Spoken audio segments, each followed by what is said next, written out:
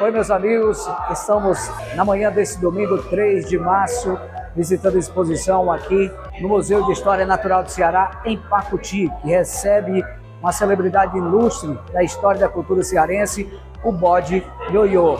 Como também aproveitamos, conhecemos aqui um acervo da exposição sobre répteis, insetos e outros animais da nossa fauna. Por que o apelido de bode ioiô e por que ele foi votado para vereador em Fortaleza e virou a história nacional? Era um bode bem levado, viu? Ele era uma figura muito querida, chegava nos estabelecimentos comerciais, bebia até cachaça. E segundo o professor, o bode, com a ponta do chifre, levantava a saia das meninas. Era levado o bode ioiô.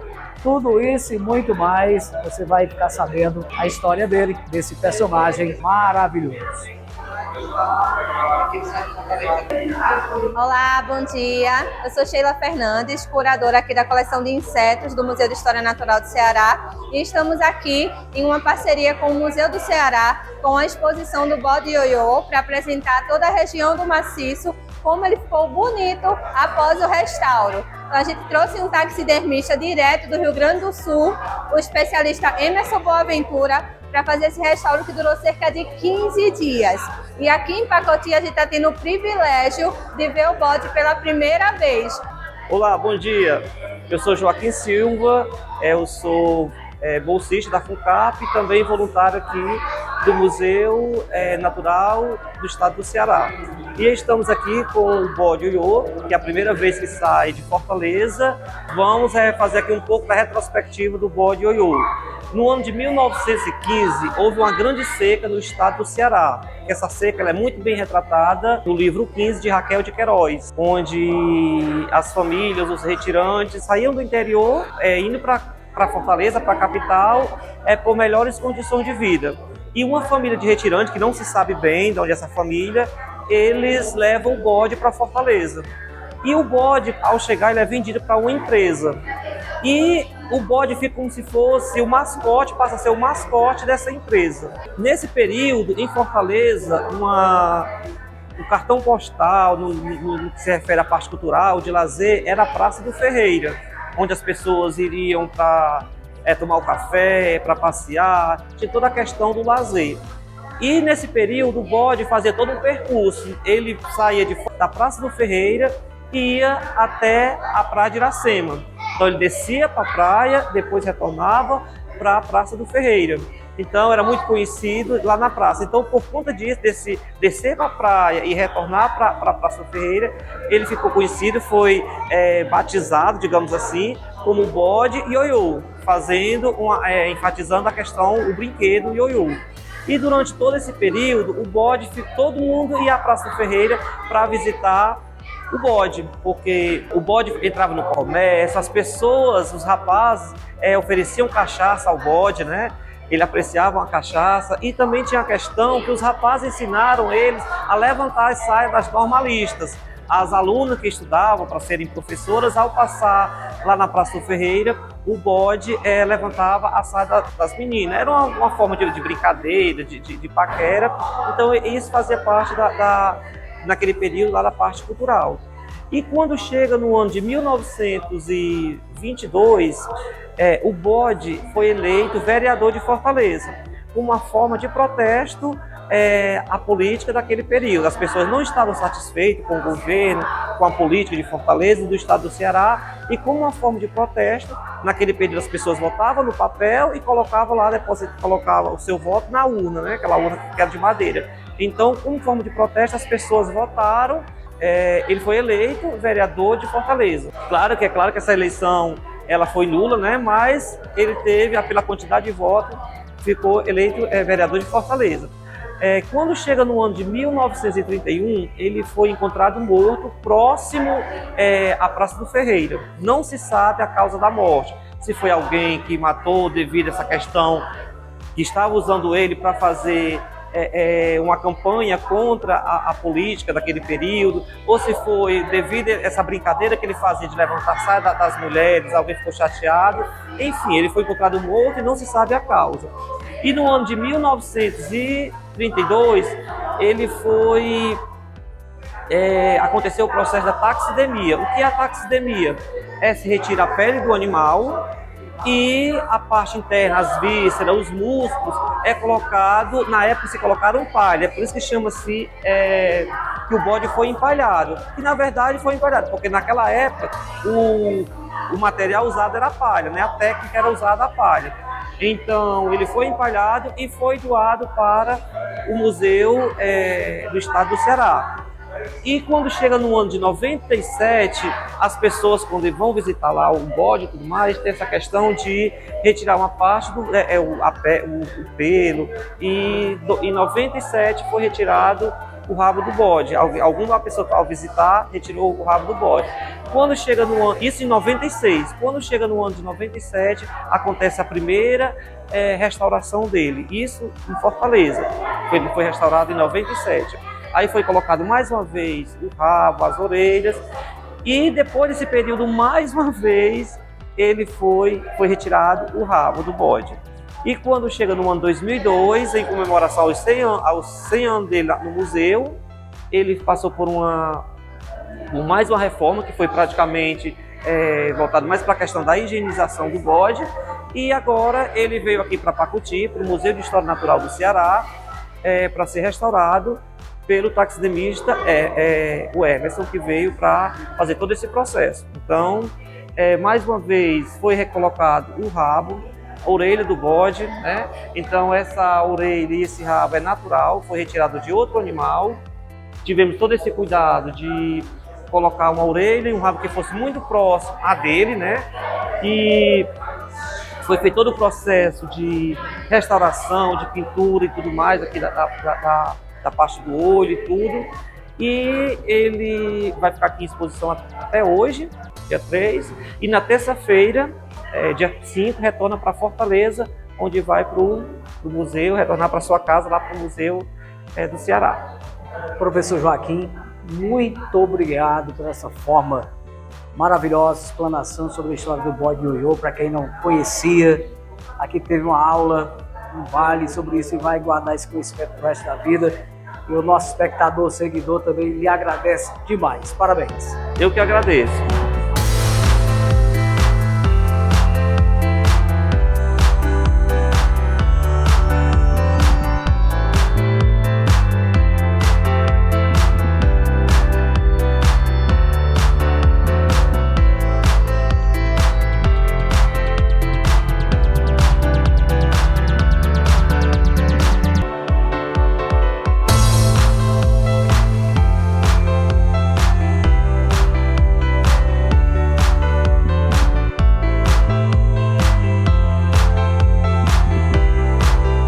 Estamos aqui com a Bárbara Oliveira, voluntária aqui do Museu de História Natural do Ceará, em Pacuti, e ela vai apresentar para a gente alguns répteis aqui da nossa fauna região maciça patrimonial. Pois não, Bárbara?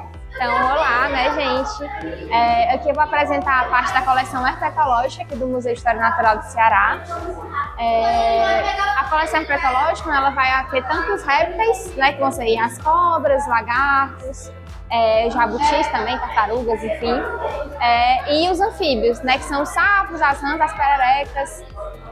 Aqui a gente tem alguns exemplares, né, de animais que eles ocorrem aqui na Serra de Baturité. A gente tem aqui a malha de fogo, né, também conhecida como surucucu-pico de jaca, né, que ela é a maior serpente peçonhenta das Américas. Um animal que pode chegar aí a mais de 2 metros, né, de comprimento. Peçonhenta? Peçonhenta. Aqui é a cascavel, né, que também é uma serpente peçonhenta. Dispensa comentários e apresentações, a cascavel. Ela é bem conhecida por causa do chocalho, né, que ela soa quando se sente ameaçada. A gente tem também aqui uma jararaca, né, a jararaca da seca. Também é um animal peçonhento, né. Essas três, a jararaca, a cascavel e a malha de fogo, elas fazem parte do grupo que a gente chama de viperídeos, né. Já aqui a coral verdadeira, né, também é outra espécie que a gente tem aqui, que ela também é peçonhenta. Ela em vida tem uma coloração mais avermelhada, né, vermelho, preto e branco, só que como ela está no álcool, né, ela acaba perdendo essa coloração. Agora me apresenta esse rapaz aqui. Pronto, esse daqui é um lagarto, né, uma iguana, Muita gente aqui chama de camaleão, né? Mas na verdade é uma Que tem na iguana. nossa região. Tem sim. Aqui é um jovem, né? Tipo, esses animais eles podem ter um comprimento bem maior, né? Principalmente aqui na parte da cauda, né? São animais enormes. Aqui a gente tem também o casco de um jabuti, né? Aqui a gente pode ver a coluna. Eu sempre te mostrar, né, que muita gente acha que os jabutis eles conseguem sair do casco, né? Mas na verdade não, né? O casco faz parte aí do corpo deles, né? Então eles não conseguem retirar.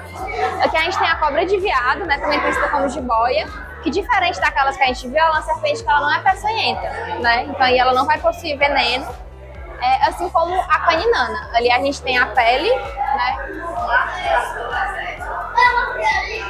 Que as serpentes elas vão fazer essa muda, né? Elas vão trocar de pele. A caninana também é um animal gigantesco, né? Mas ele não é um animal peçonhento. Já é um pouco mais bravo, né? Mas ele não apresenta risco, né? Tipo, pra saúde mesmo.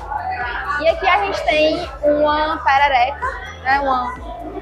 Um anfíbio, que é chamado de perereca leiteira ou perereca de leite, porque ela vai liberar um muco, né? Ele vai ser bem pegajoso com coloração esbranquiçada, né? O pessoal chama de perereca leiteira, mas que não apresenta nenhum risco assim para a saúde, né?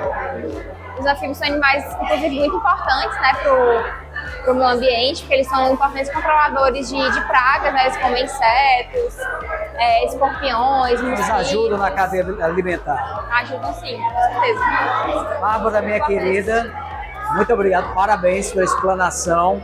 Tudo que nos acompanha, com certeza, está adorando. E em outra oportunidade nos veremos aqui e conhecer mais histórias do nosso museu. Muito obrigada. Gente, estamos aqui com a Laís Mamed, colaboradora do Museu Natural aqui de Pacuti. Ela tem um acervo aqui, meu Deus, eu me assustei, hein? Laís, me apresenta aí, por favor. Pronto, pessoal, a gente tem aqui a parte superior do crânio desse animal maravilhoso, que é a cachalote, né, que é um tipo de golfinho. E aí a gente consegue ver aqui... Gente, esse aqui é só a parte superior do cérebro da cachalote. Exatamente, a parte superior, né, do crânio de uma cachalote. E aqui era onde, né, ficava o órgão melão, que é um órgão gorduroso, né, que elas usam para se ecolocalizar no ambiente marinho. E esse órgão ficava aqui, né, nessa região. Que coisa fantástica. Muito antigamente, né, muitos anos atrás, as baleias, né, esses golfinhos eram muito caçados para retirada desse óleo, né, que tinha nesse órgão, e para usar, fazer vela, fazer detergente, né, e devido a essa caça, né, esses animais entraram em extinção, né? A redução populacional desses animais. Laís, isso aqui é um banquinho, é isso? Parece um banquinho, né? Mas é só uma das vértebras da coluna desse animal. Meu Deus, gente, isso é uma vértebra da cachalote, né? Esses animais podem chegar até 20 metros, né, de comprimento. 20 metros de comprimento. Que história impressionante. Laís, muito obrigado, Obrigada. querida. Estamos à disposição. Estou aqui com a Beatriz Monteiro, colaboradora também aqui do museu. Ela está aqui à frente do setor de entomologia. Explica pra gente que setor é esse. Estou vendo aqui muitos insetos e tal. Vamos lá. Exatamente o que você disse. O setor de entomologia, ele cuida da coleção científica dos insetos, né, do museu. Gostaria que você me apresentasse alguns especiais pra gente, pro nosso público. Vamos lá. Bom, eu considero todos especiais, né? Aqui a gente tem vários, né? Vale ressaltar que os insetos são grupos muito diversos, né? Então a gente tem vários, né? Vários espécimes, né? Destes aqui. E aí a gente tem borboletas, né? As borboletas são bem comuns, né? Vários a gente pode encontrar no nosso dia a dia, né? As mariposas também, né? Essas aqui são as mariposas. A gente tem, essa gaveta aqui tem grupos diferentes, né? Um grupo bem diverso. A gente tem cigarras, né? As cigarras, né? As mudas, né? Que elas fazem, mudas do exoesqueleto que elas fazem. A gente tem vespas, abelha, as baratas, né? Que são bem comuns no nosso dia a dia. A gente tem os bicho-pau, né? Esperança, os gafanhotos, né? Os louva-a-Deus também. E ali, né, não menos importantes, a gente tem os besouros, né? Uma gaveta só de besouros, por ser um grupo muito diverso, né? Entre os insetos, né? Grupos diferentes de besouros. Que bacana mesmo. Eles foram catalogados aqui mesmo na região? Como é que foi? Alguns são doações, né? São as coleções inicial. Mas assim, a maioria a gente encontra aqui, né? Na região, né? Do maciço em geral, né? Guarabiranga, Pacuti, né? Mas a maioria a gente encontra aqui na Eu vi sede. os insetos aqui puxando para o público, a criançada adorou. Vi você fazendo aqui a apresentação, todos curiosos, né? Sim. Conhecendo a mais sobre os insetos. Sim, é porque a gente encontra muito no nosso dia a dia e acaba tendo vários mitos, né, em cima dos insetos também, né, que causam doenças, né, várias coisas relacionadas. E é bom a gente desmistificar, né, e falar um pouco sobre, né. Muito obrigado, querida. Bom trabalho. Obrigada. Estamos aqui com a Jaqueline. Fica à vontade, Tietita. Viu? Jaqueline Almeida. Ela está responsável por esse setor, veja aqui, o herbário aqui do museu aqui de Pacuti. Fala um pouquinho pra gente aí os exemplares que você tem aí. Certo. Eu sou a Jaqueline, eu sou estudante de Ciências Biológicas lá da UES, né, de Fortaleza, e eu estou para apresentar um pouquinho sobre o herbário, né, que seria a parte botânica do museu. E o que é um herbário? É um conjunto de essicatas. E essicatas seriam essas peças exemplares de plantas que passaram por um processo de desidratação, né? E de catagolação, né? A gente catalogou as plantas e consegue armazenar, né? No acervo. A gente tem a foto de ilustração de algumas das famílias do herbário, né? E a gente tem algumas espécies aqui que ficam para exposição. Então a gente tem espécies nativas, como o pau-brasil, né? Que a gente tem essa parte amarela é a parte que representa a parte da flor, né? Aí a gente também tem a caliandra e a gente tem plantas do gênero Cocoloba também. Nossa, o tamanho dessa folha. Que são... Cocoloba é um gênero que tem várias espécies de plantas. Essa espécie existe onde? Ela tem essa espécie aqui da exposição, que é a Cocoloba latifolia, ela tem aqui no Nordeste. Nossa! Só que o gênero Cocoloba, ele não é endêmico do Brasil, então tem outras partes do mundo também, né? Para você ter ideia, olha o tamanho da folha e você já fica imaginando qual o tamanho dessa árvore. Olha Sim. aí o rapaz aí na pose, né, na foto aí, mostrando que é o tamanho, né? Só que o interessante também da Cocoloba é que são arbustos, então... O nome da planta? É o gênero Cocoloba, que essa aqui é conhecida popularmente como coaçu, né, da exposição. O interessante é que são arbustos, então não são árvores extremamente altas, são árvores que chegam ali até os 2, 3 metros, mas tem folhas imensas, né? Então a natureza foi perfeita. Imagina uma folha dessa dimensão a 5, 10 metros de altura. São plantas ali que chegam até os 2, 3 metros, né? A gente também tem as parentes das samambaias, né? Sim. Que a gente chama de pteridófitas, né? Elas têm essa cor, elas perderam a coloração da clorofila, aí por isso que elas têm essa cor meio cinzenta, né? Por causa do processo de desidratação delas. Muito obrigado pela explanação. Parabéns pelo trabalho. Obrigada. Estamos aqui à disposição. Aqui no Museu de História Natural de Pacuti, Alana Andrade, colaboradora aqui do museu, ela está responsável pelo setor de aves. E uma delas me chamou muita atenção. Essa ave, ela voou mais de 100 mil quilômetros. A Alana vai contar direitinho essa história e apresentar o resto aqui da nossa fauna aqui representada. Pois não, minha amiga? Bom, aqui a gente tem um pouco da coleção de aves. E esse falcão peregrino aqui, ele tem essa anilha. E aí ele foi anilhado lá nos Estados Unidos, ainda quando era filhote. Então lá nos Estados Unidos eles sabiam exatamente o dia que ele tinha nascido, sabiam de todas as informações sobre ele. Só que o curioso é que esse animal ele acabou batendo em uma vidraça lá em Fortaleza, no ano de 1994. E aí por causa dessa anilha aqui, desse número que tinha, né? A gente consegue saber que é um animal que veio lá dos Estados Unidos. Então ele voou mais de 11 mil quilômetros para chegar aqui. Justamente porque ele é um animal migratório. Então quando lá fica muito frio, ele vem aqui para a América do Sul para conseguir se alimentar. Então, infelizmente teve a infelicidade de se chocar com a janela. Infelizmente. E vi hoje que está contribuindo com a história. Exatamente. Né? Agora ele está aqui no museu. Outras espécies, né, aqui da nossa região Maciço Baturité, vindo aqui para a nossa fauna. Presente aí algumas espécies. Aqui a gente tem o periquito cara suja, que é uma espécie muito importante, porque só existe aqui no Ceará, não existe em nenhum outro local do mundo. Então, há uns 10 anos atrás, esse animal estava muito ameaçado, só existiam cerca de 100 indivíduos da espécie, então ele estava quase sendo considerado como extinto, né? Já estava aí caminhando para ser extinto. Mas a Aquasis, que é uma ONG que trabalha aqui no Ceará, ela conseguiu fazer um trabalho de conservação e hoje essa população já está aí com mais de 1.000 indivíduos. E aqui a gente tem também a ave conhecida como guaramiranga, né? Esse aqui é o macho. Que linda. É a ave justamente que dá nome à cidade de Guaramiranga, porque só existe aqui também no maciço de Baturité e lá na Amazônia. E aqui também é o pintor da serra, que é uma espécie bem comum aqui do maciço de Baturité. Uma diversidade de cores em um só pássaro, impressionante. E aqui outras espécies me chamavam a atenção para a coruja. Qual é o nome da coruja? Aqui é a rasga-mortalha, né, que o pessoal conhece por causa do barulho que ela faz durante a noite. Um animal bem comum no Brasil. Ela existe na nossa região? Existe sim, é uma espécie comum.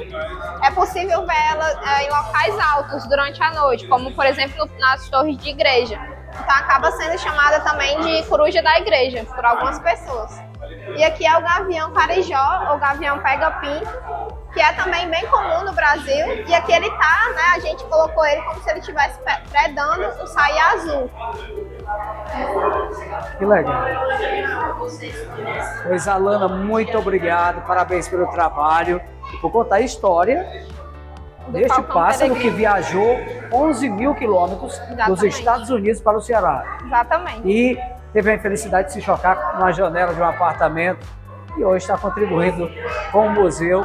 É história brilhante, né? Através da anilha dele, tem todas as informações do proprietário, conseguiram repassar toda essa informação. Então, muito obrigado, viu, querida? Obrigada.